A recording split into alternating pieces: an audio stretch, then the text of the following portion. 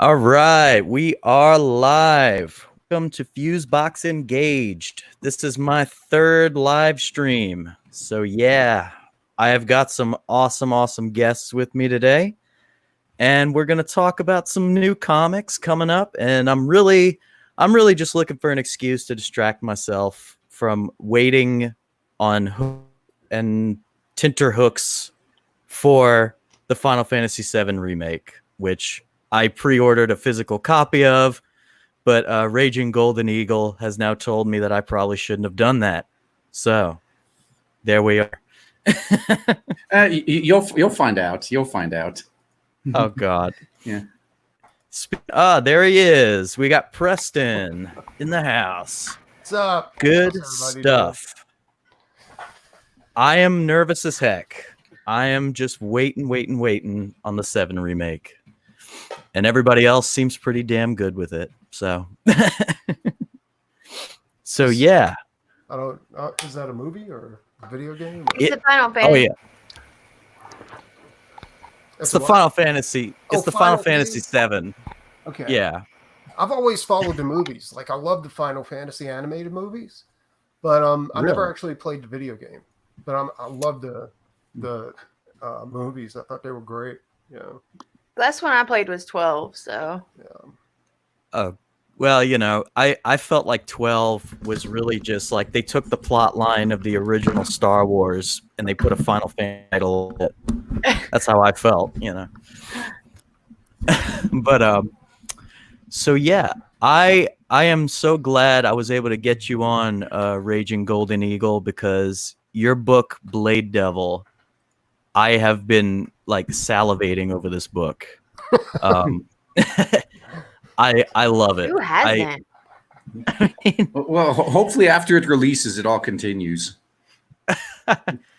but I think like the biggest takeaway I got from it, especially from your promo images, is I really got that vibe of, you know, because I love video games so much. I got like a vibe of Chrono Trigger. I don't know if that was one of your inspirations or just I could see this character being a part of Chrono Trigger, and Chrono Trigger is one of the best games of all time.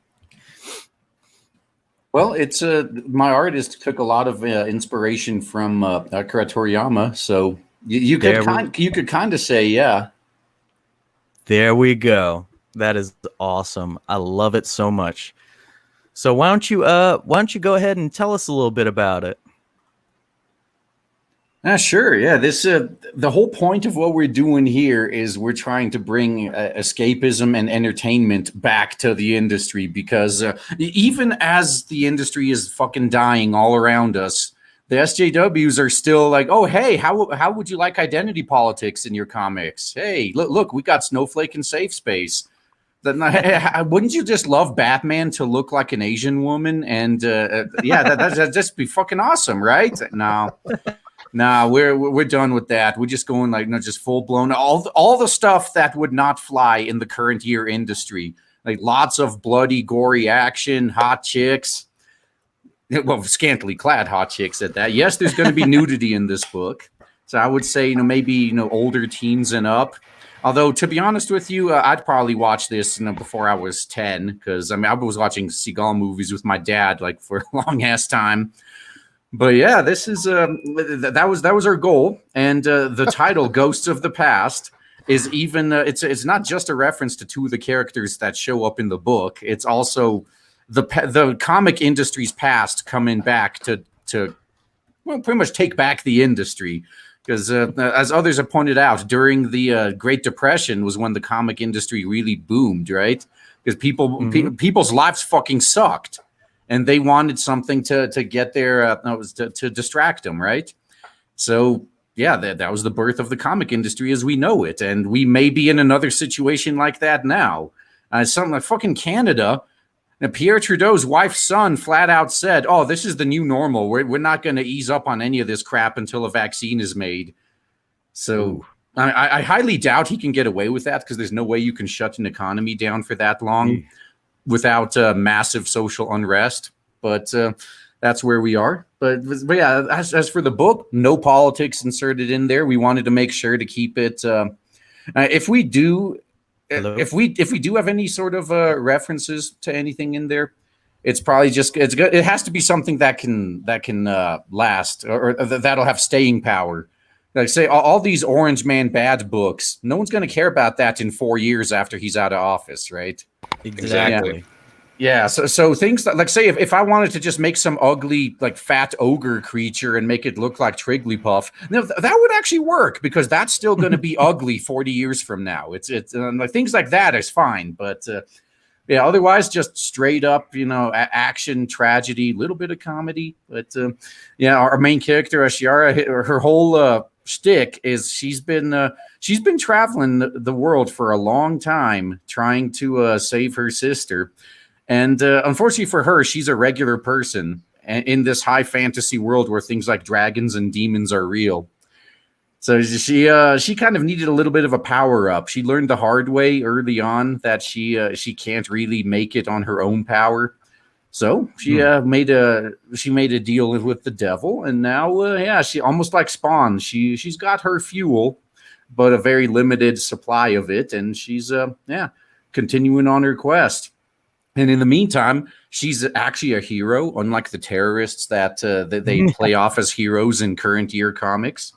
So if she runs into someone who needs help, she's not just gonna like turn a blind eye to it or torment people for the sake of it. Yeah, again, like these so-called heroes, like in Ignited, for example. Yeah, and this story, it actually we went with the Berserk method, where we're kind of starting out in the action. And then we will eventually go back to her origin story and all that. I just figured I've always liked stories that started out like that.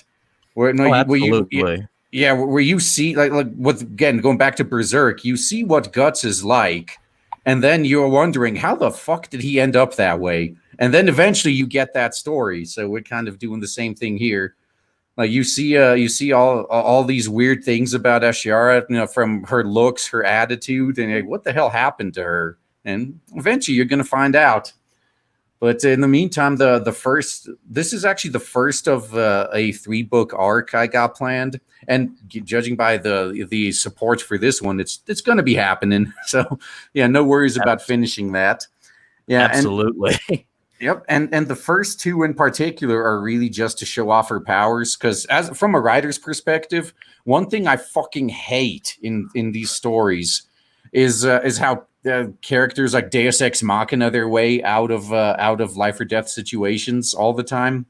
Yeah, like I said, oh, dude, this guy's whooping my ass. Well, luckily, I have this special move that no one has ever hinted at, but I just now suddenly learned, and I'll use it and win. And or even Dragon Ball Z. As much as I like Dragon Ball Z, no, they do that. They do pull that. Yeah, the first Super Saiyan transformation, that was fine. That was actually built up to like there was foreshadowing to that.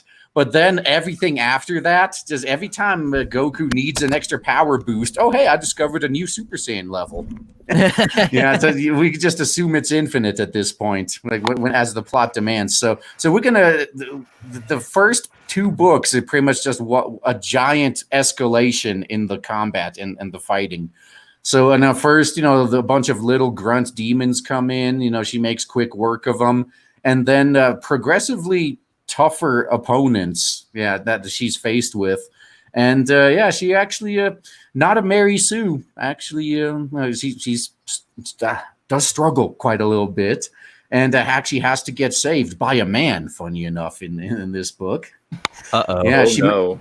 Yeah, imagine that. Yeah, that's gonna they're probably gonna be ripping into me for that for sure, but I don't care. Free advertising. I'm actually I think they're learning, because I noticed like that entire sphere of comics has just been completely ignoring me, which is awesome.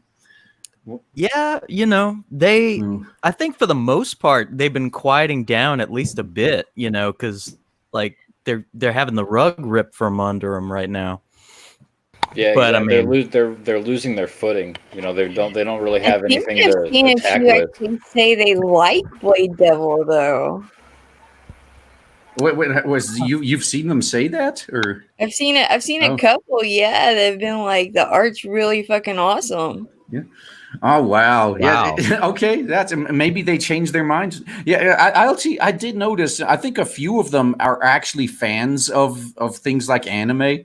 But if you actually listen to how they would quote unquote improve it, you're just going to tank the whole thing. Right. Yeah. Don't take any kind of story advice from any of them. Yeah. No, Or art God, advice. no. Yeah. Listen, I think that, she shouldn't start off struggling. I think that she should just beat every demon with one sword stroke.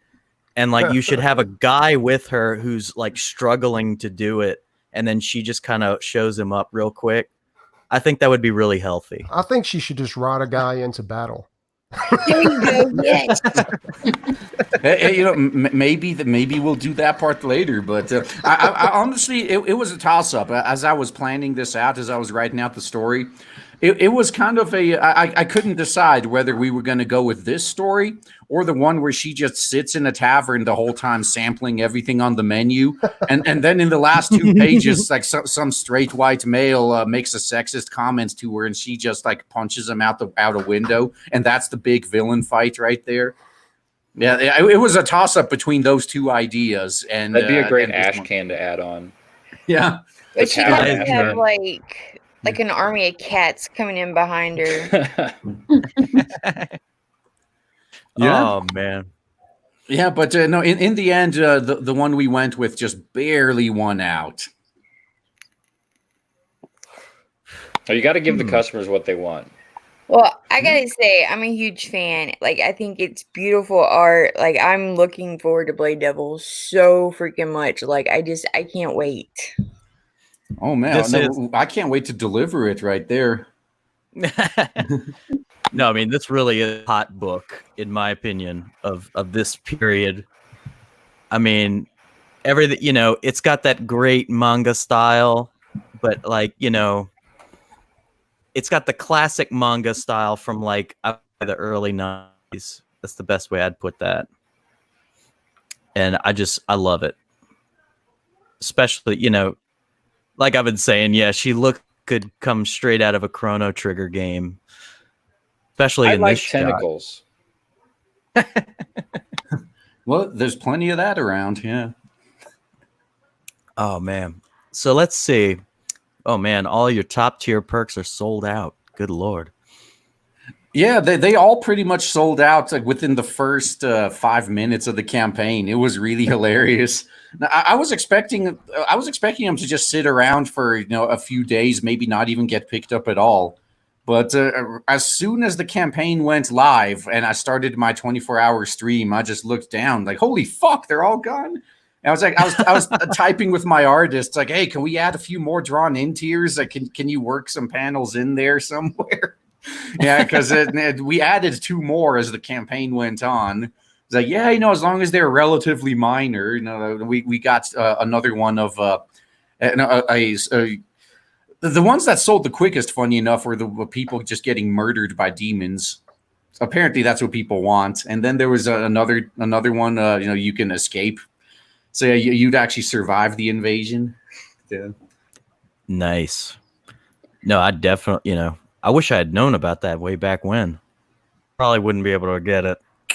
I've been sinking all of my money into my comic. But what do you think is if you had to pick one thing you think is the main attribute that it's been such a success, what would be the one thing you'd pick? I don't think it's just one thing. If I could condense things, it would be the very fact that this comic is every single thing the mainstream industry just doesn't want in it anymore. Mm-hmm. We're trying to appeal to people who aren't being appealed to anymore. Like shit, I'm one of them. I look at the mainstream industry and I'm like, man, fuck this shit. And I know what I want. And see, I know it's very dangerous to make things that you would like, but in my case, I know that what I like is also just wrecking the Western industry's ass right now. So I thought, like, how about? So I already know for a fact that what I like aligns with the majority of the customers. So I'm just going to make something I would like to read, I would like to see, and we'll see if it catches on. And that right there, I'll tell this to every writer out there, or if you're an artist who's writing your own book, I guess that qualifies you as a writer as well. Read your own shit, and if you're bored out of your mind or you're just on it, do it again. Yeah, that's it's painfully obvious that nobody in SJW Marvel does that anymore. They don't even read their own shit, because if they were forced to, like, say they were over the weekend just given a big old pile of their own books and they were forced to read them, they'd probably blow their own brains out. Rage, Lord. I think they do. And that's the really bad part about this whole thing is that they do read their own stuff. You think they're entertained by their own crap? I never said entertained. Okay. But I think they're like, they don't They like, can educate. well, yeah, exactly. Like if they're like, yes, now my point is across. What do you think? And then they have all their buddies saying, yes, you're so great.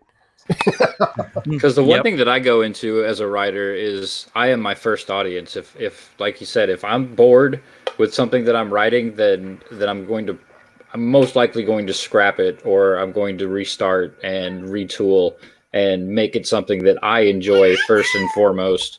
And then, I want everyone to enjoy it as well. But if I'm not enjoying it, I'm not going to expect anyone else to enjoy it. Yeah. I like that Blade Devil looks like it can easily become a video game.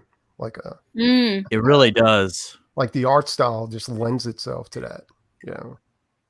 Well, yeah, I mean that's kind of goes into how I ultimately came up with it, because it's pretty much I've been, for example, like the world itself. I ran multiple D&D games over the years, and I created my own setting for those. I didn't use the default Forgotten Realms one or any of that. So I thought, oh, there you go. Now I have the world that the story's going to take place in. Let's just slap that in there. And I've been creating like a shitload of characters, not just in D&D, but also I played those dungeon crawler games like Etrian Odyssey, where you create your whole party, but all they are is a picture and a block of stats.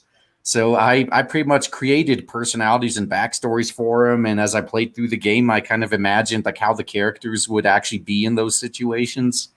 And I thought, I had a bunch of characters that way too. Yep, let's throw them on in there. And then for the main story itself, I mean, you mentioned video games. I was actually planning on making a video game eventually, using this rough story.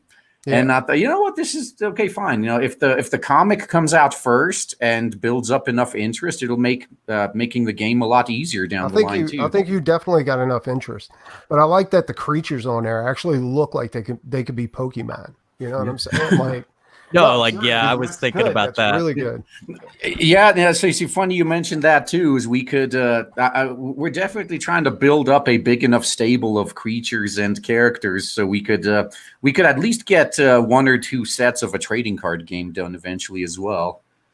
Yeah, because because people ask about cards, and I thought, no, I'm not really too big on those art cards. Just because I know there's a few people who really love them, but even on Doug's campaign, for example, on Earthworm Jim, he made over $800,000. He had tens of thousands of backers, I believe, but still, like only like 100 people bought the trading card packs. So I thought, if I'm going to do cards, it's going to be for a card game. Like you're going to be able to. It's not just going to be collecting them for the art or something. I like that. Yeah, I like that way better. Yeah, way better. Yeah, exactly. So all the awesome art is still going to be there, except you're also going to be able to play a game with it. That is awesome. I mean, I'm kind of jealous, but it's also just so awesome. I think it's great as well that there's so many different avenues you can go down, because it's been such a success. Anyone with a success like that is going to want to maximize it, and even down to exploring the different worlds and the different environments and the different story. And you might encounter different characters along the way who really spark people's interest, so you can have little standalone stories for them, or whatever the universe for Blade Devil is going to be. You've got so much room for maneuver there. It's really an exciting concept to have. So when you see that a campaign has made that much money, which means, and it's over 2,000 backers is a lot of people, that it's, and then if you think about it logically, this is how I would say, for every book, let's say 10 people read that book. Even if one person's bought a copy, 10 people on average are probably going to read it because they'll show it to their friends, or they'll put pictures on their Facebooks, their Instagrams, whatever. And for the next campaign, you might even double that, because people are like, I've never heard of this before. Oh my God, I want the next one. And it's like all these little things, which is why it makes the Comicsgate community so good, especially at a time when everything else is so bad. Yeah, Amen. I just got to make sure that I live up to all the expectations now. And we've already put out the first 13 pages. We're actually 14 and 15 are coming out this weekend as well, like with the rough draft of the lettering and everything on it. So yeah, I kind of figured. Yeah, because that's the thing everyone asks about. It's like, yeah, well, what about the writing? Like, are you going to be doing like cringy ass SJW shit? I mean, there's no guarantee I wouldn't, right? So yeah, I mean, just put that out. The first 5 are readable on this on the Indiegogo page, but then we got to the double page spread, and it was compressed too much. It was unreadable. Yes, and the backstory. Yeah, we got a lot of backstory there.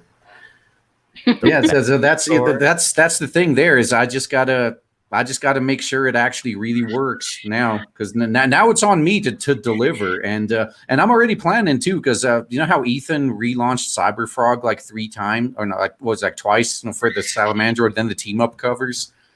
Oh yeah. Yeah, I'm probably gonna do another campaign for the first book of Blade Devil after the first one delivers. Because I know there's a lot of people that, I mean, I've been burnt on crowdfunders myself. So there's I can understand that a lot of people would be reluctant to throw their money at things like this, especially for someone like me, where this is my first campaign. So after we deliver the first book and people are actually, showing photos and videos of it and have done reviews, then we'll do a second chance campaign for those who missed it. And then it's on to book 2. Are you going to do variant covers? Oh, for the second campaign? Well, for the book period. Yeah. Well, This one, there's already 4. There's 3.5 kind of in this one. Yeah. And then the second campaign is going to be a unique one as well. But after that, I think I'm going to be offering reprints of the first book, because that's a huge mistake right there, is people who don't give that option. Because then, like, say if you're on your second or third campaign before someone discovers you, and there's no way for them to get the first book, they're just not going to back. So, yeah, going to email that. Yeah. So I'm gonna like a new campaign for all of his variant covers. Oh man, yeah. I wasn't planning on having that much, but then some people. I mean, even Ethan said, like, oh, you got to do something like midway through the campaign or something to keep it alive. So at the halfway point, we released another cover, and that one's only gonna be around while the campaign is up. So yeah, once we go in demand, nice. I'm gonna cancel those tiers. I just like the fact that it's got some violence in it. Like it looked like every other panel had some blood coming from somewhere. Like, that's fucking awesome. You don't see that nowadays. Yeah, maybe in the next book she's gonna eat a peanut butter and jelly sandwich, and that jelly is just gonna be flying everywhere. That would be like Marvel level violence. Yeah, right. Oh man, God, this is a gorgeous campaign, and I am, you're essentially, like, everything you described about your writing process is very parallel to my own experience. It's like, only write something that you want to read, and it's like the best way to put your passion into it is, it's like, I want to write something that I would enjoy. And it's like, that's the first thing. Everything else kind of falls into place.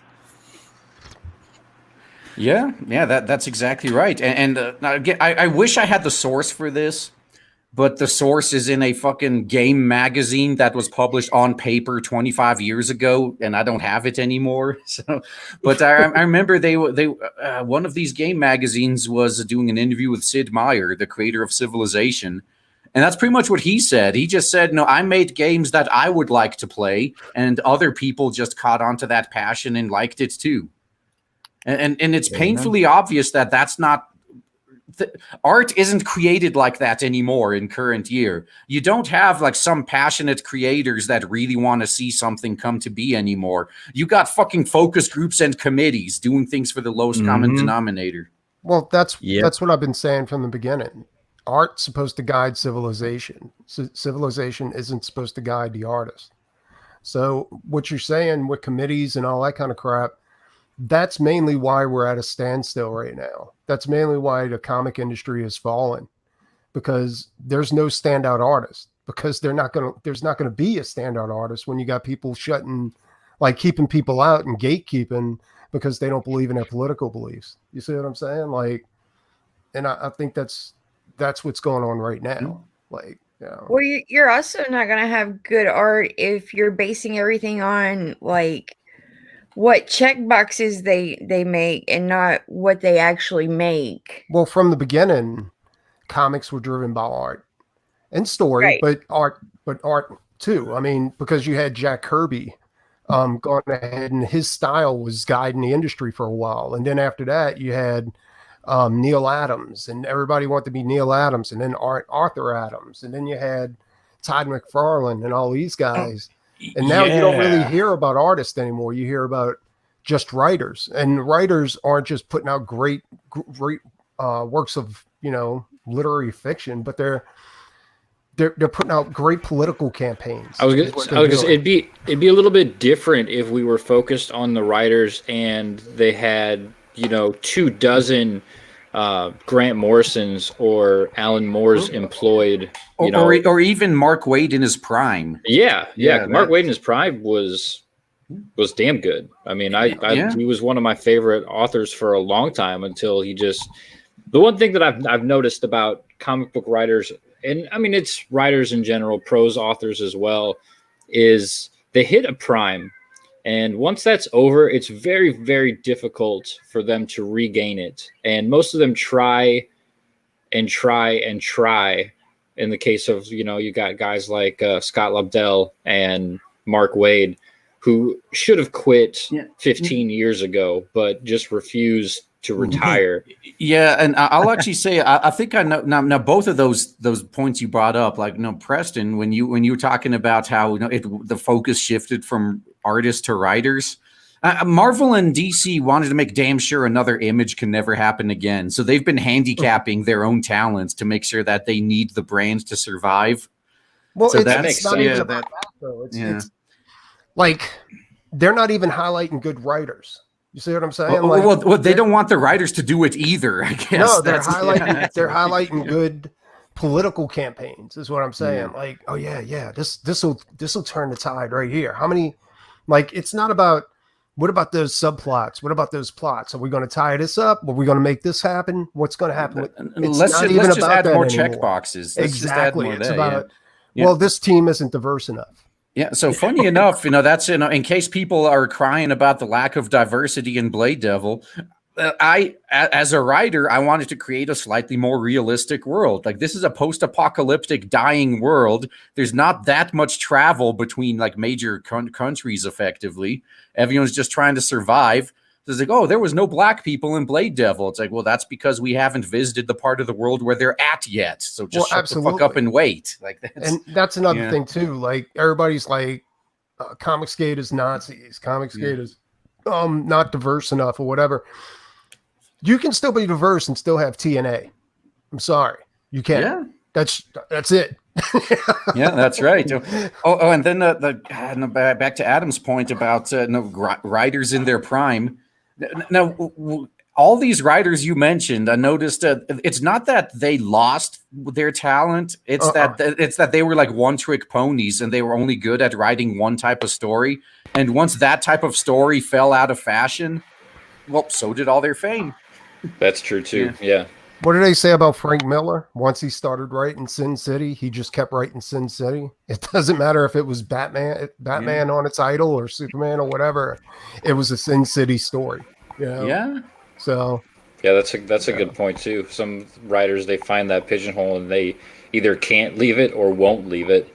Yeah, it's like a tick. Once they dig in, that's it. And sometimes I don't even think it's intentional for a lot of them. Like they're writing what they know and what they're good at, right? And they may not. I actually noticed this in my own, like some of the stories I've been coming up with. Take a step back and I look at a few of them side by side, and I'm like, wow, the main characters in these stories all have the same tropes. Like shit, I'm gonna have to do something about that. Well, the thing with great writers and great artists is that they're always like walking that tightrope in between sanity and insanity. You see what I'm saying? Oh, that's not a tightrope for me. I'm firmly on the insanity side. Yeah, but it's true. And then eventually they always fall into the chasm. You know what I'm saying? Yeah. Like every time. Frank Miller did it. Mark Waid did it. every one of them. You know, except for maybe Frank Frazetta. Frank Frazetta never did it. Yeah, but he's the exception to the rule. You know. Well, but he's also most. Oh, go ahead. I was saying, like, but Frank Frazetta is mostly known for his paintings, though. So, and as long as his paintings looked cool, that wasn't going to die out. Yeah. No, I pointed that out talking with Sim the other day about how 90% of the people who work in comic books are insane in some way or another, and that includes most of us as well. Oh yeah, I don't know what sanity looks like. Never have. I'm on mood stabilizers. No, see, my mood stabilizers my mood stabilizer is escapist entertainment. So video games don't make me violent. Trying to censor and take away my video games, that might make me violent. Oh no, metal always keeps the violence at bay. So it's cool. You know? Yeah, I listen to a lot of heavy metal music.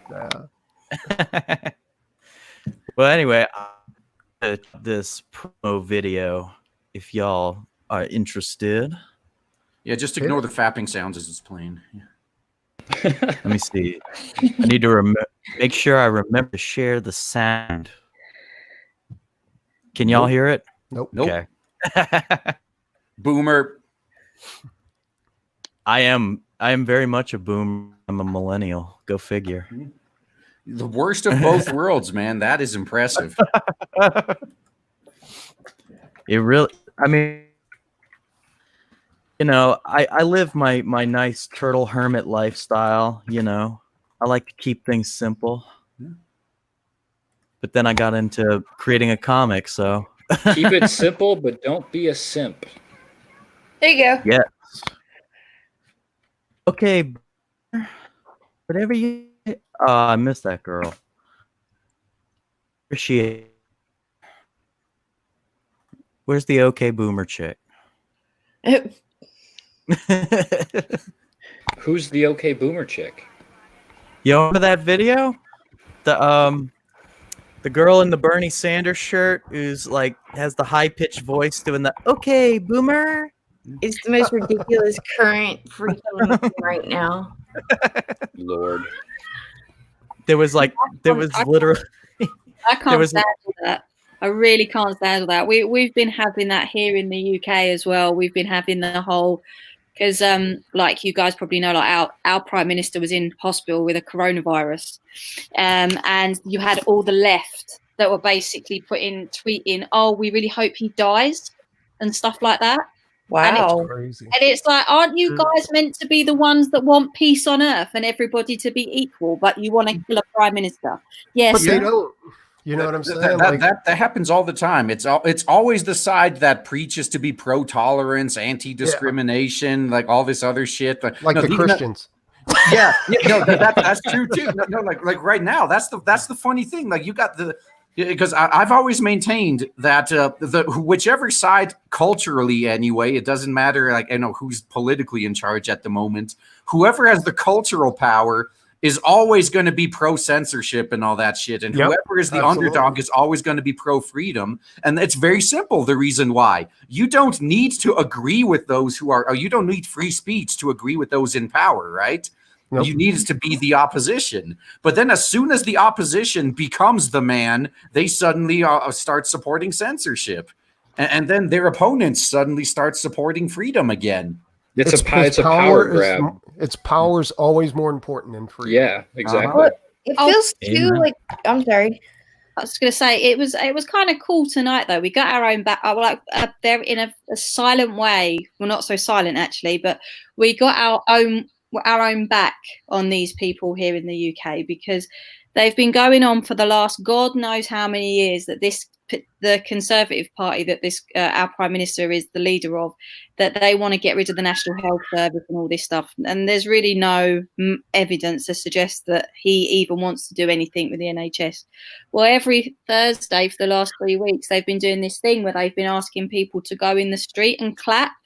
And it's like been a big thing in the UK. Like wherever you are, you can hear it Thursday nights at 8 o'clock because everyone's clapping to say thank you for the National Health Service. And while I was out there today, I said to my partner, I said to him, do you realise now that our Prime Minister's out of intensive care, all those lefties now, they're all standing out here clapping for the National Health Service, but they're the same people that wanted him dead a week ago. So in effect, they're actually clapping for something that's just saved the man they don't like. And that gave me a very, very nice, warm feeling inside. I mean, Lordy. No, I mean, really, here in America, it's not that different in terms of, like, the volatility of it. You know, like, we got people wishing death on our politicians all the time, you know. Well, it's worse because these idiots stand in traffic and they get away with it. Like, cops are, like, protecting them. I mean, they don't pull that shit in Louisiana because Louisiana was run all over them. The police will back us up on that one, so we ain't got to worry about that shit. It's awesome how you mentioned that too, because you notice every time they have like some fucking riots and they burn city blocks down, they only do that to their own cities. That is the stupidest thing I've ever heard. we went through that just a few years ago with the Ferguson riots in St. Louis. They destroyed their own city, and everyone else sat back going, why are you destroying your local businesses and all of this? This doesn't make any sense. Well, it is stupid until you realize that every time it was like the Oakland riots. You know, they tried to go into the Korean neighborhood, and all the Koreans were on the rooftops with their fucking guns, and they just say, "Yeah, we're just going to turn around and go back to burning our own city." Oh, that happened as well. When we had the London riots about 8 years ago, I know this because I've got cousins that live there, because like anyone that knows me on Twitter knows that I'm half Turkish, half English. And so my dad's side of the family's Turkish. And there was a particular part in London that these groups that were rioting thought that they were going to go, but they were large Turkish communities, and they didn't get attacked because literally these families come out with like their long, proper, like meat cleaving knives and said, "Are you sure you want to be around here?" And then all of a sudden they disappeared and went and destroyed another part of London. Oh, Lord. You don't need guns. You just need just a presence of "don't fuck with me." More psycho than Yeah, that's right. And I'm not going to lie. There's a big contingent of people in the U.S. who they see Antifa and all these other groups shrieking about a revolution. And these guys are sitting there, you know, with their 30 guns, you know, saying, "Give me a fucking reason, please." Yeah, exactly. I'm waiting for this. Please give that's me like half. That's like half of my family you just described right there. That's us in our house right now. Yeah. Yeah, like, I mean, we're very much 2A rights people. Like, please, just give us one reason. Well, I'm going to go ahead and play this Blade Devil trailer. Before we get even further off topic, that's a good idea. No, it's good to get off topic, you know. Good stuff. You've heard me.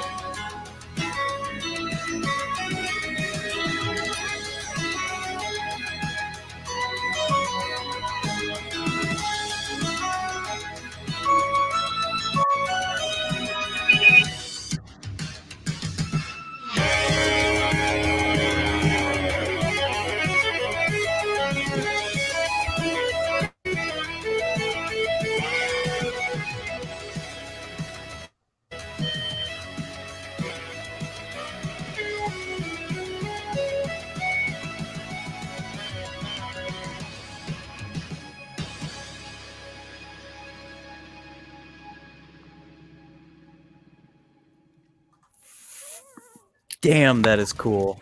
Yeah, I love the music that you chose for that video. I don't know if you personally chose it, but whoever put that video together. Yeah, I actually put the video together, but I paid a guy to do the music. I think I chose well. So if you follow the link and open up the video on YouTube, I put his info in the description too. So I know awesome. other people are going to be looking for music. So there you go. It really reminded me of growing up in the 80s, the 80s computer games. Like the really cool like load up screens you used to get on the old computer consoles, and that it just got you pumped to play the game. That's what it reminded me of, and the music as well, very much so. Nice. Yeah, it had that vibe, that kind of an 8-bit vibe to it, but very very modernized and way better than 8-bit songs. We don't need any more sweet cast music running around out there. It made Joe dance for sexy, so that I need. If you get this book, do with you. I don't know who you are. Yeah, some people are crazy, man. Trying to. My comments are being weird, but okay. Oh yeah, that happens to me sometimes too, where they just get stuck for a while. So that's why I have another. I usually have another a window open with my stream in it. Ooh, yeah, that is a problem. I don't know if you could tell. I'm kind of new to this. Noob. It's all right. We were all new at some point. Yeah, Not me. I was born with all this knowledge. Yeah, I don't know what you guys are talking about. Well, you are a programmer, aren't you? So I feel like you do have a bit of a leg up on some people. Yes, I am. Yeah. So next up, I have got Doc Salem by Doc the Good Salem. Now, before we move on, I noticed you had to specify too. It's like, yeah, by the good Preston. So just can we please invite Poulter to the for the Fans Fest, and we just set up a boxing ring and.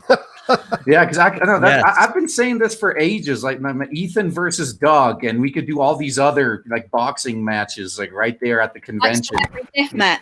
We'd make like celebrity deathmatch. We would make so much money off of those. No, and awesome. Not even just making money, but anyone who has beef with each other, because everyone talks shit on the internet, right? So okay, fine. So put your shit talk to the test then. All of you guys talking smack. There's the ring right there. Go work out your differences. And right now, I'm going to say it right now. I want a cage match between myself, Adam AF, Adam Post, and Adam Friended, and the best Adam leaves. It's gonna be Adam AF. Oh no! Well, what we could do is we could do one of those matches where like suspended above the ring is like a suitcase, and you got to go. You got to set up a ladder and climb up it and get it. That's it, dude. Awesome. That's it. Yeah, and inside the suitcase is a best Adam crown or something. I'm all over this. Talking about Preston, I tried to get him. In fact, I think it was about 2 months ago.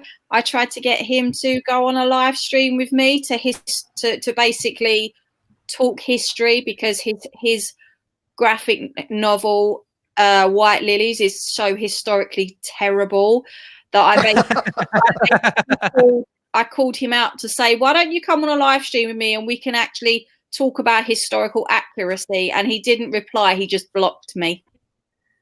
That sounds about right.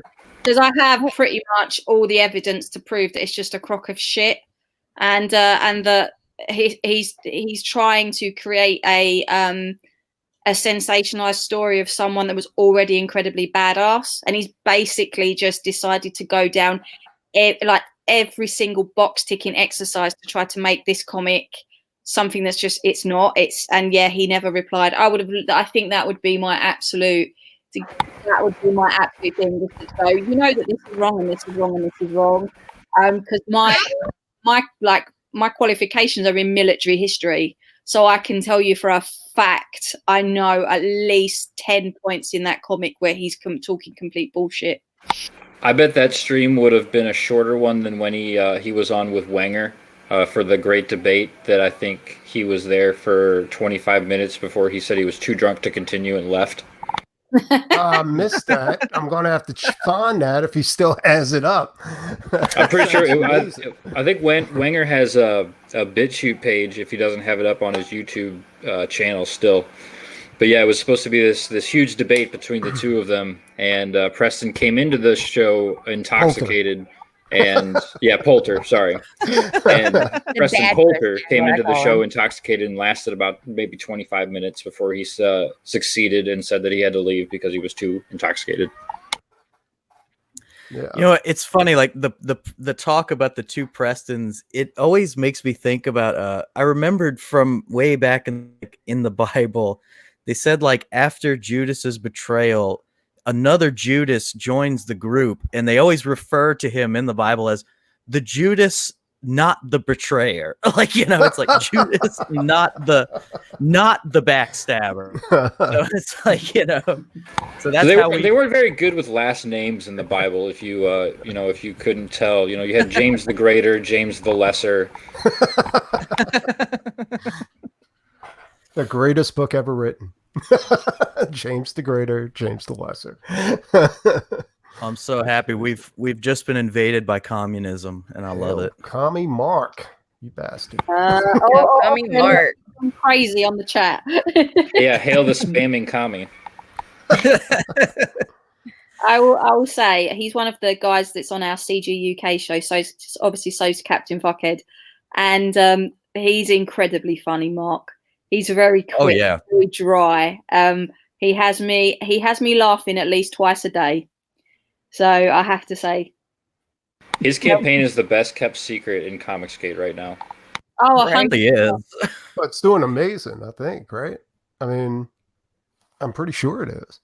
Yeah, no, it is. It is. He says that he still can't believe it's done as well as it has. And I said to him, I think it should be on much more than that. I know he's very happy, and actually, in Mark's massive defense, when he launched that book, he went on every stream. He promoted really, really hard, and he enjoyed himself as well. That was the thing. You could tell everything he went on, he enjoyed. So, and that's always fun to see. When you see someone else having a good time, it makes you have a good time as well. Oh, yeah. Absolutely. Well, listening to y'all have time is the best.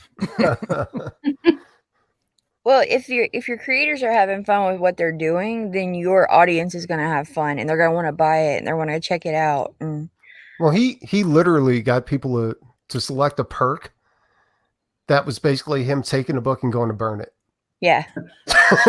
It gets filmed at least, but this whole thing, I mean, compare pretty much everybody in Comicsgate and how they're shilling their stuff, and just take that and compare it to, say, Kibblesmith with the New Warriors.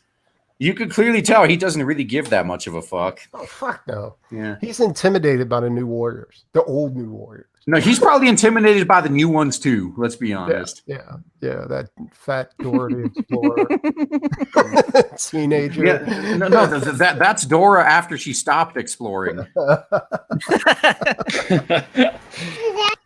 She lost her monkey inside the backpack somewhere. Does anybody know how to give somebody the coronavirus? You cut out right after you said give somebody. Oh, depends on what you're giving them. Give them a wrench. You have to click the three buttons next to their name, and they should give you the option. If not, you've got to open up the stream in Google and do it that way. I'm gonna bother with that later. I'm gonna we need to talk a little bit about Doc Salem here. Doc Salem. If you can, go ahead and play the video. Let's absolutely, yeah. Beautiful bean footage.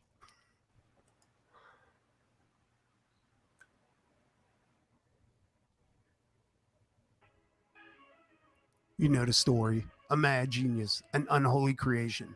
The world, of course, remembers the monster, not the man. But sometimes, when you look closely, there's more to a tale. So the monster is the man. This is the story of Dr. Salem, Monster Hunter. Dr. Victor Frankenstein endures life inflicted by his very own creation. His trusty assistant Igor injects him with the elixir of life, which puts him in a state of suspended animation. When he finally awakens, many years have passed and times have changed. The world that he knew is long gone and the tables have turned. Now monsters have emerged from the shadows and taken over. Victor Frankenstein finds that he is a wanted man due to the devastation his creation had wrought. To make amends for his transgressions, he assumes the guise of Dr. Salem and hunts down rogue monsters. This new and exciting series, created by artist and writer Preston Acevedo, is a 52-page graphic novel that combines Lovecraftian horror with Mary Shelley's Frankenstein to give you a fresh new look into the world of classic monsters.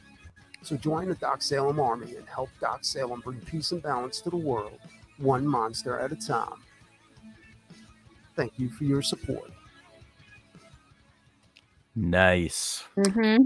So I think me and Rage have the same theories and views on comic craft.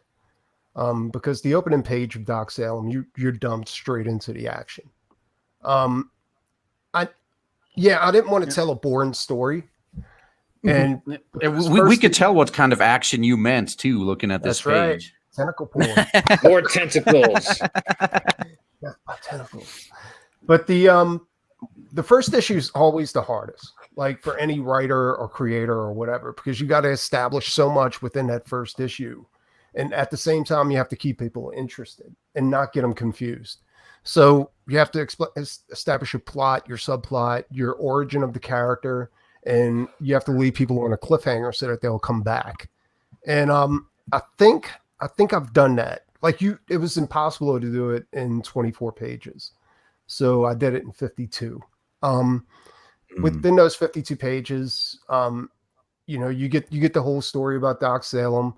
You get you get something to hang on to. You also get the crossover, the Comicsgate crossover, where Six Gun Gorilla and Doc Alpha appear in here, and that's Brian Kriskow's book and the Literature Devils character, Doc Alpha. And as far as I know, I think this is the first Comicsgate crossover, like real crossover, not just a mashup. So it's going to be interesting to see how things go. And because it made its goal, I'm also offering a crossover cover as a stretch goal. So yeah, that's Doc Salem. It's I love it. Yeah, and it also has a page in there, like a short story by the Literature Devil, and I'm also introducing another character called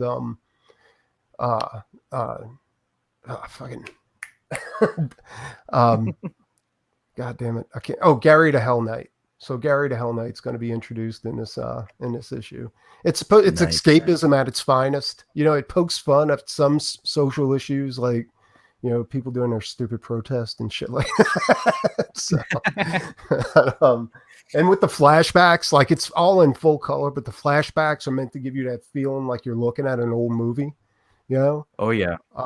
Doc Salem's everything I loved about Mary Shelley's Frankenstein, but I didn't want to retell Mary Shelley's Frankenstein. I want to tell a different story, like not really about Frankenstein the monster, but about Frankenstein the doctor and how he became his like he went from being a monster to a hero. You know what I'm saying? So absolutely. No, great new spin on it. You know what I mean? Like it's thinking outside the box. Well, he's a lot like Batman. Like he's got a supercar, he's got a partner, all kinds of stuff like that. But I tried to make it to where he had a personality of Batman from the 1960s, 1940s, but it's super. But then you got these overtones in there where he's super dark and he has these psychotic breaks, And he's quoting it to you the whole time because it kind of breaks the fourth wall a little bit, Not to the extreme of Deadpool or anything like that, but it's definitely something to check out. And the monster doesn't really appear in this issue except for in the beginning, but he does. Frankenstein the monster appears in the upcoming volume, and I'm on the same boat as Rage too. Like, I don't. Doc Salem isn't going to follow the normal first issue, second issue thing like that. I think I'm gonna do it like they did with Grendel and do story arcs. That way, you always have a number one and a number two or something like that. You know what I'm saying? And you can also wrap that up into a trade eventually. Yeah. Yeah. Amen. To ask you something, was Herman Munster one of your motivations? Okay. I tried to get because Boris Karloff has the ultimate look. Like his face is horror, or at least classic horror. So I tried to make the Doctor kind of have that Boris Karloff like old, look where he had his hair greased back and stuff like that, And nice. Like that's what Doc Salem's face is about. He's not supposed to look like a very handsome man. Yeah. I mean, he's an evil scientist. Well, not evil turned good. Yeah. Well, that's the thing I loved about Frankenstein, though, was there was no villain. You know what I'm saying? Except for the villagers. The villagers were the villain because Frankenstein wasn't the villain, like the monster. Yeah. He was just a really big kid put in this ginormous body. Yep. Frankenstein, the doctor, wasn't evil. He just he tried to conquer death. He was like, I'm gonna conquer death. Fuck death. But it turned on him, because that's one thing you shouldn't be able to conquer. Like everybody serves their time and then you move on, and he paid the price for it, for trying to be so, I don't know, full of himself, I guess. But those are the alternate covers. I'm sorry. The Boris Karloff Frankenstein 1935. I think I'm bad on dates. The woman that played the bride of Frankenstein in that Elsa Lanchester actually was born about 5 miles away from where I was born. Oh wow, nice. Yeah. She was married to a very famous actor at the time who also played King Henry VIII. And so the story goes, she was gay and so was he, but it was a marriage of convenience because they both had very successful careers. So there's a little random fact for you to throw that into the. I heard that happen a lot back then, though. Like it was, just people wearing each other as their beards. I'm loving this book because it's the sort of thing that I absolutely this is like my sort of thing. And if I remember rightly, I think didn't this book get launched on Literature Devil's stream? Because I was there. Yes, it did. Yeah, I'm a big fan of the Literature Devil. Me too. Absolutely. Like he's so. To me, he's like Comicsgate when Comicsgate does it right. He's one of those that's when Comicsgate does it right. But his opinion's also non-biased. Like he'll give you the straight truth without being like, well, I'm a big fan of Ethan, so I have to say this. You know what I'm saying? Like he's like he's that guy because when he did the comparison between Jawbreakers and whatever, fucking book it was, that SJW book that was out, He came out and he said, I actually like the SJW book a little bit better, but it's lacking passion. And that's what Jawbreakers brings to the table. The SJW book might be written slightly better, but it's empty because instead of like trying to make the book better, it tried to make a political stance, whereas Jawbreakers was just a fucking roller coaster. It was fun from start to end, And that's what I wanted Doc Salem to be. That's what I want Doc Salem to be. So, I mean, of course, I can't make that judgment. I'm the creator, so I'm going to be biased. But that's where the fans come in. But also, I got 4 different alternate covers. It's all done by one of them's mine, so that's the main cover. So I guess 3 alternate covers, and then 1 stretch goal cover. The stretch goal cover is done by me, but it features all of the characters involved in a crossover. Doc Alpha and Brian's 6-gun gorilla. It's the alternates are done by some pretty high up industry guys like Tim Lottie. He used to do Ghostbusters and stuff like that for IDW, and a buddy of mine, Derek Donovan, that used to do some stuff for DC with Cyborg and different things like that. The one thing I can say about both these guys, all our political views don't always match up, but we're still friends. So That's the way to be. That's the way it exactly the way should be. That means you're all Nazis. Yeah, exactly. Right. Nazis by association. It's your internalized bigotry towards yourself. Yeah. Now, this is the crossover cover right here. My colorist, Brian, I can't pronounce his last name. It's very hard to pronounce. Kreisgau? Kreisgau. No, not that's Brian Kreisgau owns Six Gun Gorilla. The colorist is also named Brian too, but I can't. It starts with an L. I mean, that's as good as you're going to get from me. He did an amazing job on the colors. I've updated the tiers a little bit since it did go past the basically he was an abandoned child, but since we did hit goal, this cover's been updated as an add-on. So if you already backed the book but you want to add this cover on, send me a message through Indiegogo and I'll send you the secret link. That way you can avoid any type of extra shipping fees, and I'll just add it in with your already established order. And this book's also available as an add-on. So if you want to get another perk, you can also add it on, or if you just want to get the book by itself. The other perk that I added was the go big or go home perk, because somebody pointed out to me that I don't have any really high-end perks on here.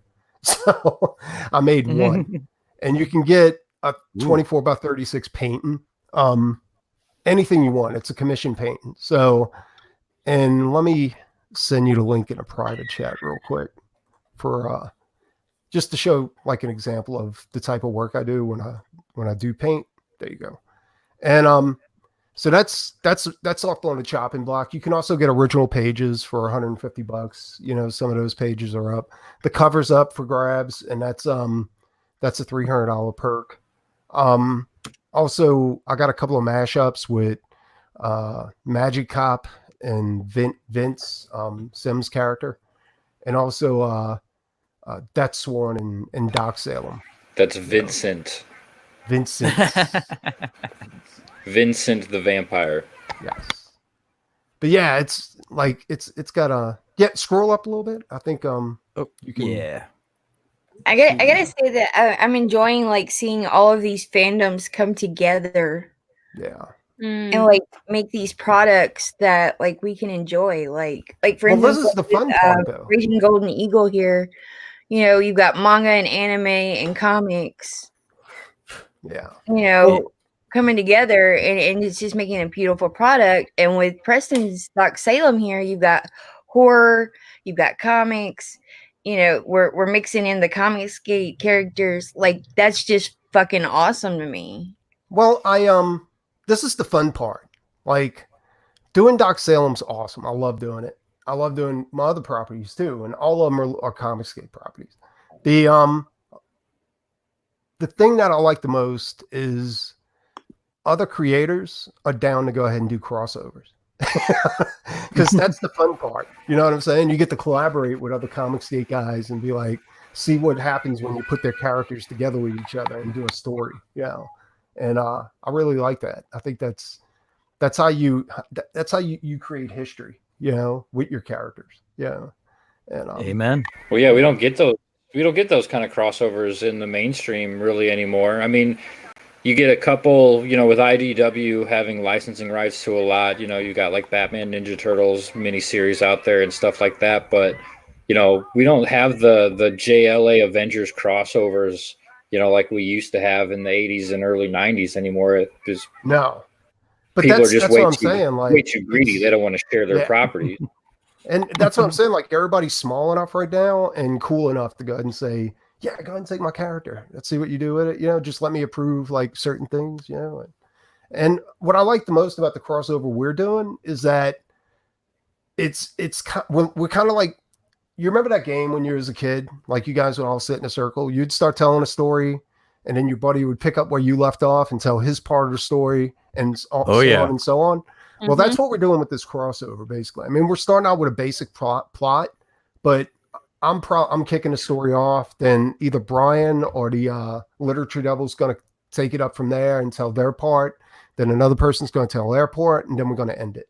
So it's going to be interesting and fun to see where it goes, you know. And yeah, that's I want to do that more with other Comicsgate characters too. I mean, me and Sim talked a little bit about Doc Salem and Vince, you know, doing something with those two characters. So it's going to be interesting the next couple of years to see what happens. Yeah. Oh, or hell even, yeah. Yeah, I mean, even Rage, you know, maybe we can slip Blade Devil in there, or do an alternate cover with Blade Devil, and you know, for your next campaign. I'm pretty good with a paintbrush. Nice. I sent my portfolio to you too. If you want to pull that up to let everybody know what they're going to get if they get that. Oh, you want $1,000 commission piece? Oh yeah. Yeah, just gotta share the screen. I actually one of the a crossover that I really wanted to do was a crossover of Outlaw Knights and like Nat the Merc or something. Yeah, I think that would be cool because they kind of flow in the same type of, you know, space opera-ish type of thing. Absolutely. You know? So yeah, here we go. Yeah. Now, Preston, I got a question for you. Mm-hmm. Is it fair to say that you have like a Lovecraftian background though, like in a lot of your art? I like the monsters. The storytelling with Lovecraft is kind of like, it's hard for me to absorb. You know what I'm saying? But I like his, like the structure of his, like the hierarchy of his monster classes and different things like that. And I like the art that follows it. So I wanted to include a lot of that, like you know, Cthulhu and, you know, Dagon and things like that into the story, and like make it to where walls are breaking down within realities, and you know, everything's going, and it could have something to do with Frankenstein's mad experiments back in the 20s. You know what I'm saying? Like it all flows together within the story. It's just that, just like Indiegogo, we're going to unlock more and more as the series goes on, you know. And yeah, so these are a bunch of paintings that I do, you know. I'm actually known within the comic circuit as kind of like a fine art painter or something like that, you know, besides being an illustrator. So that's some good stuff. Yeah, I'm a big follower of Frazetta and Bisley and people like that, you know. This Jason right here in particular, like the way you got the skin, it looks so real. Yeah, yeah, I use a lot of different textures I found around the house. I mean, wow. That's based off the statue that they made of Jason. And I was like, that's really a cool statue. I like that. I mean, damn. Then you got King Kong versus Cthulhu down there. And that was actually a commission. And back when I did have time to play video games, I was, you know, that was one of my favorites, Dead Space. Nice. Oh man, that's a great Predator right there. Yeah. I gotta say, Preston's art is off the chain, man. Absolutely. And I think one of the biggest misconceptions about like Comicsgate and just comics in general is that, you know, women don't want this kind of representation and all that stuff. But as a female consumer, not speaking for all females, but for myself, this is the stuff that I enjoy. Yeah. You know what I mean? Like this is the stuff that I put my money into. Well, absolutely. I like mixing it up. Like I knew when I chose to become a professional artist, like I had to learn everything. Like if I specialized, I was going to starve. So I taught myself how to you know, paint with oils, and then when I want to do all this is acrylics, by the way, because when I was doing live demos, I had to learn how to paint with acrylics. But the trick was to get the acrylics to act like oils, because I don't like the way acrylics lay down. So I started adding oil to the acrylics, and so yeah. But it you know, and this isn't all of it. Like I used to do airbrushing, like automotive airbrushing and stuff like that, to go ahead and get the bills paid. Besides trying to break into the mainstream by doing submissions and stuff like that. But I was rejected over and over again. I couldn't grasp why I was being rejected. You know, it was crazy. Especially considering the crap they're giving us. Yeah, because I mean, you got guys like Greg Land that are working on 6 books at a time, and I'm like, this dude traces everything. He's literally giving you the same pose over and over again. Greg Lena was caught tracing porn. Yeah, but he's quick. That's what they care about. I'd be quick and too cheap. if I just traced shit out of a magazine. Yep. But I Maybe became they were quick just too, upset and that that's your one women thing. look like women. I became super quick. You know, like I got to the point to where I can knock 3 pages out a day. Pencil 3 pages a day. But it's in painting, like I got to the point to where I can paint something within 2 to 3 days, you know, like both that Venom and that Spider-Man right there, Spider-Pig, you know, Ham. Both of those took a day each to go ahead and put down on canvas, you know, like, and that's another thing too. I mean, like I realized that early on too, like if it's not enough to be good, like you have to be quick, you know, and you have to be good. You can't walk that tightrope where you're either super good, but you're slow as shit. So you're not going to get a lot of work, you know? And so I think that's one reason why I've been able to survive and weather, you know, this career is because I diversified and I decided to be quick and good and not sacrifice quality for quickness. You know? All right, man. That is good stuff. So if you guys haven't backed with Doc Salem. You guys haven't backed Doc Salem yet, you know. What are you waiting? Why are you on this channel? If you know, I'm kidding. No, leave this channel immediately. But so we're going for about an hour now, and I know Charlie has been staying up late for us. God bless you. I just wanted 13 a.m. here. Wow. It's all right. That's cool. It's fine. To be honest, I was joking around the other day with the guys in CG UK going, I'm not going to be, I probably won't be able to class myself as CG UK for much longer because I've been on American time so much in the last couple of weeks. I'm going to end up with an American accent if I'm not careful. I just feel like I'm not awake and anyone else is here at the moment. So yeah, real quick for this stream, especially, I wanted to show this off a little bit. Oh yeah, you gotta pimp your own merch, man. There's nothing wrong with that. I love the perspective on that too. I think that perspective's awesome. But this is our newest page. Just got this done about 2 days ago, and I have sharing it on my Twitter, but I haven't been sharing the lettered version. So I wanted to give you all a little sneak peek of the lettered version, just because, you know, my contribution is the writing. So yeah. You letter it, or did you hire somebody to letter it? No, I hired Eric Weathers. Okay. Of course you did. Yeah, you know, I saw the name Eric Letters everything, and that's what sold me, you know. But yeah, this page kind of acts as sort of an introduction to Cyrus's character.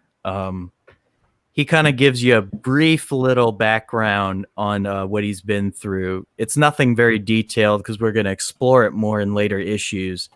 But it's just something to give you a sense of who he is right at the outset as he's jumping into the action. And yeah, that's the art gala that is being invaded by the Pirates of Hazard. And yeah, I can't stop looking at this page. Yeah, like you said, that perspective is on point. I mean, Rendered Contender, you picked a fantastic artist to work with here. I agree with you 100%. I feel like I hit the lottery. Because I was very much, I was crawling around in the dark. I had no clue what I was doing when I was looking for an artist. Well, you got a good eye for it, because not a lot of people, I can't say that about a lot of people as far as their picks. Like I hate to say that, but it's true. Like some people just don't have an eye for art. And this is. Are you making fun of Linkara again? Yeah. This is really good comic art. Like this is shit that they used to crank out like in the 90s and the fucking 80s and all that shit. I mean, it's really good like comic art, and it's got its own original feel to it. Like it looks like nothing that's in the mainstream right now. It's actually decent, good. And that's the thing about all the Comicsgate. I mean, well, most of us anyway. I mean, we all put a lot of effort into the art and the books that in my opinion, I think we surpass. the mainstream line of books. You know, I totally agree with you, because I mean the mainstream has just been shooting themselves in the foot. They keep passing up talent because they're trying to fill off boxes. Yeah, and you know, well, comics that's shouldn't not be the way to do realistic. it. Like you should not be tracing actual magazine photos to go ahead and make a comic book. It should be comic art. Amen. Yeah. Freaking men. It kind of goes back to like when you read a novel, like I don't know about other people, but myself, when I'm reading, I put myself in that place. I put myself in the world that's being painted with words, right? Yes. So like when I'm reading a comic, I'm in that new world. I'm enjoying everything around it. I'm enthralled in what's going on in that world, because I don't want to be here in this world looking at normal people. And I don't want to see somebody that looks like me as a superhero. I'm not built like that. I'm saying. So, sir, faith is the greatest hero. Absolutely. Yeah. One of my most favorite artists is Louis Royo, right? And I don't know if any of y'all have ever seen his art or not, but Louis Royo is a heavy metal artist. And so he drew his women with, big boobs and a big butt, and like, he captured what a woman is supposed to look like. Well, he's got a new fan. I mean, seriously, if you haven't looked up Louis Royo, go look him up. His art is fantastic. It's over sexualized and it's beautiful. Yeah. And so like I'm a straight woman, but I like to look at beautiful women. Normal women do. All of these like characters being changed into 12-year-old boys. That's not what I want to see when I read a comic. Absolutely. No, I'm down. I know exactly what you're talking about. That's why in the 90s they were selling so many comics they had to count them in units. You know what I'm saying? Like 10,000 units, like as far as 10,000 comics per unit. And that was ranged in a 250 unit area per comic. So they were selling millions upon millions of books. Now they're not, and they should be. And the reason why they're not is because the art and the story are suffering. I mean, in a time when comic books are in movies, they're on TV, they've never been this saturated in the market ever. And they can't move more than a few, like a couple of, like 40,000 books at the most, or 60,000 books. I mean, that's shipping. That's not even actual sales. But yeah, absolutely. I mean, they celebrate when they move over 100,000 books. You know what I'm saying? That's retarded. Do you remember when you were a kid, right? And your parents used to sing a song that was in the charts. I know I used to do this, and I used to say to my mum, Is this an old song? Like, has someone remade it? And she used to look at me and go, your generation hasn't invented everything, right? Well, that's SJWs now, because they're going on about all these amazing female characters that they want to push and all these things. Growing up, like when I was 16 years old, and that was when people like Britney Spears were big and the Spice Girls, whatever, I didn't want to be like any of them. I wanted to be like Dana Scully, because Dana Scully was the coolest person on the TV as far as I was concerned. She was totally badass. She was massively intelligent. She was incredibly sexy. And she was just the sort of person that a girl should have wanted to grow up and be like. And yet they make out these SJWs now like everything they're doing they invented. This was here before half of you were born, but you seem to forget that any of it ever existed. Well, they scream about diversity, and they're like, we need more women doing this. We need more women doing that. Let me tell you something. There was a book that was put out in the 80s and in the early 90s called Power Pack. And the lady who worked on that book, she drew it, and she was co-creator of it. And it was put out by Marvel, and it was one of their most popular books. Her name was June Brigman. I remember that book vaguely. She's still an incredible artist, but they drummed her out of the business because they told her the last job she got was 5 years ago, and it was a cereal box comic for DC Comics, and that was it. Oof. And they drummed her and her husband out of the business because they told her that her style is too old. Her style will blow anything they got on the market today, like that Marvel and DC have out there. And she's quick too. Yeah, and that irritates me because that just shows that they don't even eat, like, drink their own Kool-Aid. Yep. No, they Oh, don't. they do not. It's rules for thee, not for me. Absolutely. They just want everything to look like a fucking Cartoon Network TV show. Oh Yeah, god, like the real world doesn't work that way. You know, kids. I'm shouldn't be hating exposed to this something like lazy. that. Yeah. I'm hating this lazy animation age. I really am. God, dude, it's so bad. You know, I mean, look at the scene you got up here where you got the bridge of the captain. You know, dude, that's fucking stunning work, dude. That's amazing. And it's my man, Render Contender, and press colors, baby. Yeah, and you can obviously tell that he put real work into that, and he never traced anything to go ahead and get the artwork that's in there. Yeah, he was RT Bear's protege. Really? So nice. Yeah, he comes from a good place. Yeah. Yeah. No, that's what I'm saying. Like, I mean, it's craziness, dude. Like, I mean, how did they really think they were going to be able to keep a company going without making any profit and destroying the fan base that they have? I mean, seriously, come on. It's ridiculous. They don't seem to know about business. Well, I think they were like, well, it's okay. We can piss everybody off. Marvel will still pay us. Well, it's because they believe in communism, so like they're as far as I know, like, capitalism. Yeah, Disney's hemorrhaging money right now. Like, it's a good chance they're going to shut Marvel down, period, you know, until they get back on their feet, you know. Well, it's to say DC Comics is in a worse position right now because they were already on the chopping block when AT&T bought them. You know, they were in a spot where AT&T wanted to see some real money flow come in. You know, they fired Dan Didio. They canceled that stupid 5G initiative shit they were going to do, which was the best move ever. And then the whole company got shut down. Yeah, but then they put out Gotham High. So I don't but that's not the comic books. That's not the comic books. That's the entertainment end of it. Yeah. Well, here's the thing. They seem to think that these big companies are like, well, it's cheaper to keep them. Well, that's not exactly true, because what they're going to do is they're going to fire everybody, and they're going to keep all these licensed characters, and they're going to just farm them out to other creators to go ahead and work with, and just pay them a paycheck. You know, whatever money comes in, you pay your dividends to Disney or Warner Brothers or whatever, and they'll be good with that. So there's a good chance, because companies are blind when it comes to shit unless it draws a paycheck. So there's a good chance you may see some of these characters come in a Comicsgate. You know what I'm saying? That would be great. Yeah, because there's not going to be that many creators left, you know, after this. Only the ones that actually are nice to their fan base.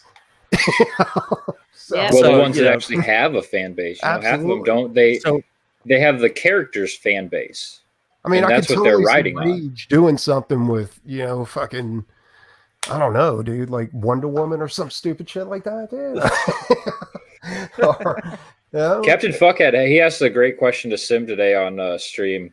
You know, if you could get the licensing from one character from Marvel or DC, who would it be? Who, me? Anybody can answer this. I'm a Thor fan. I probably always will be. You know what I'm saying? Or oh god, maybe Etrigan or Lobo. Like, either one of those would be perfect. You know? The Demon, that's what Sim said. Sim said the Demon. Yeah, but I'm a huge Lobo fan, dude. Like, if I could get Lobo, that would be amazing. Yeah. I'd love to see CG repair Batman's reputation. Amen. It takes a special writer to actually write Batman. Like, you have to be a really good crime writer to do something really cool with Batman.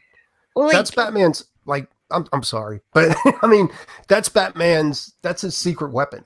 Like, is to have a writer that can write good crime fiction, you know? Crime or mystery, yeah. Yeah. Well, it's like this Batman, he doesn't have a superpower. He's just a psycho vigilante.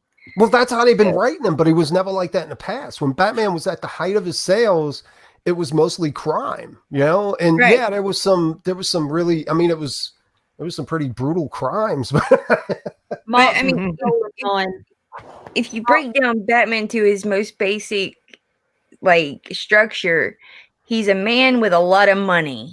Yeah. Money is his superpower. So he has an infinite wallet. Yeah, right. You can build armor with that. You can build just ask Tony Stark. I would definitely read a commie Mark Howard the Duck though. Oh, absolutely. Yes. That's hilarious. Yeah, he's got Captain Britain. I think I'd like Captain Britain. Captain Britain's always been one of my favorites. I'd like Captain Britain, or I would like to do something to repair Agent Carter, but not because I know they changed her from the comic in the movie because Hayley Atwell auditioned and they was just like, she's perfect, and they rewrote the character basically for the Captain America film. But the series, the first series was an incredible hit. The second series, they pandered to every piece of SJW rhetoric, and it bombed so badly that Fox cancelled it. And I'd like to get my hands on that character. The things I would do, because you could give her the most incredible story that basically also exposes a next generation to the strong characters that really did exist in the Second World War. You don't need your superheroes to always wear capes. You can show that there's a lot they can do without it. And I would do it in a way that wasn't even necessarily making her a strong female. I would do it in a way that's making her a strong person. And I think that's where it lacked big time. And they can. Oh, absolutely. If I was you, I'd give her a heroin addiction. Yeah. Put her on the streets for a little while. I'm serious. And then have her come back and overcome it, because that's the journey. You know what I'm saying? That's one thing Morrison people are did that missing. to Batman.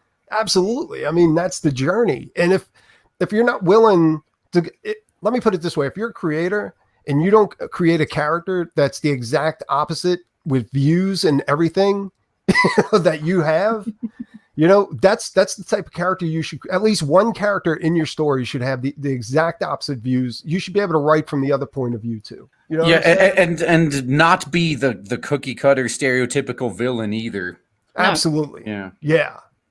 And that's what I'm saying. That's what made Batman so great. Like there was no, like they managed to write crime fiction, but also they seen both points of view at times too. I mean, it wasn't, that's what the writers they're hiring now are incapable of doing, because they're not writing books, they're writing political campaigns. That's what they're doing. If you go back, I don't know how many people here ever read the O'Neil Adams Green Lantern Green Arrow run, but it was a very politically charged comic. But I didn't read it, but I remember learning of it. Yeah, they gave Speedy a heroin addiction. Yeah, but they gave you both points of view, because you had Hal as the conservative, and then you had Ollie as the liberal, and it was one of the greatest runs ever. Because it's an amazing run. If you can find that in trade, I highly recommend it, because it is fantastic. But we don't get things like that anymore. You get the one side, you get the left side of you, and that's it. Absolutely, but you shouldn't be afraid as a writer to write both sides. That's like me as an artist being afraid to draw women. That's retarded. This is pretty interesting you say this, because when you've been talking and you've just been talking about things like addictions and whatnot, as most of you know, like my big interest is obviously Charlie Chaplin. One of his early films, there's someone in there that's actually taking drugs, but really? It's so subtly done. Yeah, it was so subtly done. People didn't realize this guy's injected heroin. What's happened? Oh, wow. He goes in. It basically goes into put somebody in a prison cell because he's taken on this job as being a police officer. It's a film called Easy Street, and they put this woman in a cell, and there's a man in the cell with her that's blatantly doing drugs. But it's so subtle that the audience was like, "Did I just see drugs there?" And it's like, no, couldn't have seen that. There, and that was 1917. So that's quite something to have in your film in 1917. Yeah. You see, that's what I'm saying. Like a real writer comes out a story with the philosophy that life is pain and life is a struggle. You know what I'm saying? Like our life is suffering and life is a struggle. Oh, there's a lot of that in Blade Devil, by the way. Yeah, and like an SJW comes to the table with, It's a party. Hey, let's just eat at this cafe all day. That's what people want to see superheroes doing. Yeah. Diversity is everything, you know, and that's why comics suck. This generation that's come in, they've not experienced struggle. They don't understand real life struggles. No, because these kids haven't been beaten. They've been put in timeout. Yeah. No, they've all been given a trophy and said that, you know, you're special. Oh, sweetie, everybody gets a trophy. Just wait. Give it a few more years, and putting someone in timeout is going to be considered abuse. Oh, yeah. I would not honestly, be shocked. My cousin, her husband was correcting their kid in a parking lot, and they got mad and said and started calling for a cop. And the cop told him, like, there was a cop around, and he told him, he said, "You lay another hand on that kid, you're going to jail." You know, and he spanked him on the butt. All right. And he was like, "I'm not dealing with this kid. This is his kid." And he's like, "I'm not correcting this kid anymore because it's not worth losing my freedom over." I was like, "Fuck that, dude." I would have beat him twice as bad. Have you seen Good Lord. have you seen all what made me laugh this week was over here, like with all the lockdown stuff, it's been very British of, we would like you to refrain from going out, right? And of course they can't actually physically do anything to stop you, but the footage coming out of Johannesburg in obviously South Africa, where it's actually, you can see police officers, this guy's trying to get smart with him, and he smacks him around the face and goes, "Get in your house." So different parts of the world, how they're handling this is insane. Yeah, he just cracks him around the chops and goes, "Get in your house now." Wow. Yeah. They aren't like that Good around Lord. here. Not yet, anyway. I mean, I haven't had anybody tell me to get back to the house or anything like that. You know, it's not like I'm missing anyway. What are you gonna do? Lock me up with a bunch of other people? That's fucking retarded. Yeah. Oh man. Woo. Well, we have been going for an hour and a half now, so I think it's about that time to start wrapping it up. But yeah, no, I mean, Preston, you were the MVP of the stream. Shit, I didn't know we were getting awards. I would have tried harder. Everybody gets a trophy. Everybody gets a trophy, and we're all gonna be like Batman and Superman, and we're gonna sit down with the Golden Girls and have a nice cheesecake. I ain't gonna be cucked. I just want to shout out you. But I guess I'm gonna do my little sign off here. Let's go down the row here, and everybody, let us know we can find you off of this stream, of course. Let's start with Lola. I'm on Twitter at WowC19, or you can usually see me on Tuesday nights on the Red Gaze. Which he actually has a project right now as well. So yeah, Sunsworn.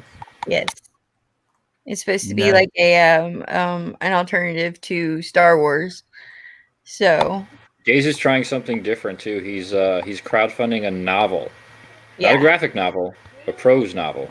Yeah. But then with a visual companion. As well with CG creators. So Yeah. I just wish I knew how to read, because I'd love to support that. I told him that he has to do an audiobook version. I'm not going to be able to do it. It's a stretch goal, man. We gotta get that stretch goal unlocked to get the Red Gaze audiobook. Nice. So let's see, Charlie. Let us know where we can find you. You can find me on Twitter. I'm pretty active on Twitter, so you won't miss me.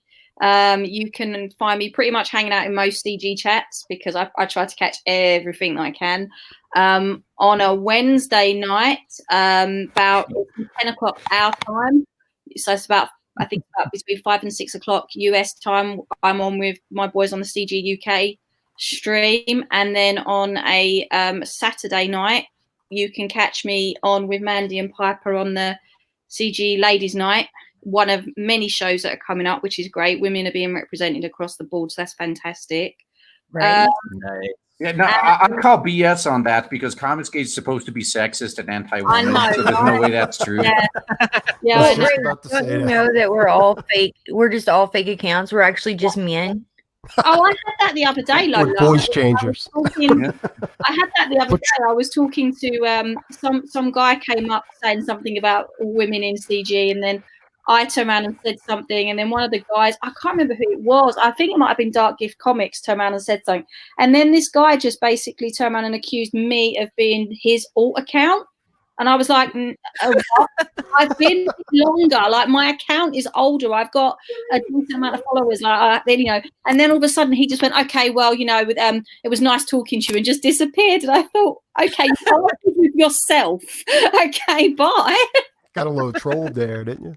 It was the most amusing thing. But yeah, so that's where you can find me. Like, I'm pretty easy to find, and I'll always be saying hello and promoting CG. So that's cool. Next time you ladies come on stream, you better have your burqas on, damn it. All right? I don't want to have to tell you again. I don't own a burqa of any type. Adam, let us all know where we can find you, even though we all know, but let us know. Well, you can find me on Twitter at And in Adam prison. _A_F, the only Adam in Comicsgate that matters. You can find me on the YouTubes, Art City Comics. Make sure you back Blood Hunt. I'm the co-writer on that. We're creeping up towards that 10K, and we should be shipping at the end of this month. Nice. I love Blood Hunt. Good stuff. And good old Raging Golden Eagle. Let us know. Oh, no, nobody knows where to find me, especially on YouTube. But yeah, I'm Rage Golden Eagle on Twitter, like you can see on my name there. They limit you to 15 characters. I did what I had to work with, or just Raging Golden Eagle on YouTube. I got or actually, I'd actually prefer if you instead go to Indiegogo and search Blade Devil. That'd be the best way to find me. Yeah. Amen. Amen. And let's go with Preston, not the betrayer. Not the betrayer. I like that. Yeah, no, that's cool. Just get that tattooed right across my chest. So it's Doc Salem on YouTube, at Nikki the Pipe on Twitter, Art of Preston Acevedo on Facebook. I haven't been hitting Facebook lately too much. I don't know, it's kind of a dead platform, to be honest. And Instagram, Preston Acevedo on Instagram. And that's it. Back Doc Salem. I've just started following you both guys because I can't believe I wasn't following you. I can't believe I wasn't, but I'm now. I've now clicked on to follow you. So my apologies for not having you on there before. So I'll be retweeting your stuff. I promise. Sweet. Thank you. All right. Oh man, this was a blast. Thank you all so much for coming on. I loved it, and I'm gonna be streaming once a week, every week from now on. So hopefully, I'll be able to invite some of y'all to come on sometime. No problem. And yeah, this was good stuff. So everybody, if you have not yet, click on the link description of this video. Access all of the campaigns we've talked about today. You're going to want to sign up for these. These are the gold standard. So get on it. And I am Fusebox, and I will talk to you all later. Hail the chat. Yeah, well.